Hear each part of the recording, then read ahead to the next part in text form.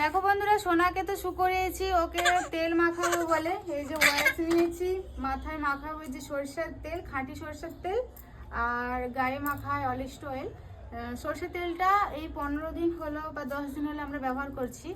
কিন্তু একটা জিনিস দেখো তোমরা, এই যে সোনার পেটে এগুলো কি হয়ে গেছে হঠাৎ বুঝতে পারিনি। আমি ভাবছি হয়তো তোমাদের দাদা ভাইয়ের হয়তো দাড়ি ঘষা হয়েছে, কিন্তু এটা সিঁদুর না দাড়ি ঘষা হয়েছে না কি বুঝতে পারিনি। দেখো কিরকম হয়ে গেছে পেটে। আমি এই টিস্যুটা দিয়ে একটু ঘষি দেখি। না না, ওগুলো কোনো সিঁদুর নয়, কোনো কালার নয়। তাহলে এটা কিছু ঘষা হয়েছে না? কি ঘষা হয়েছে পেটে এরকমই সোনা?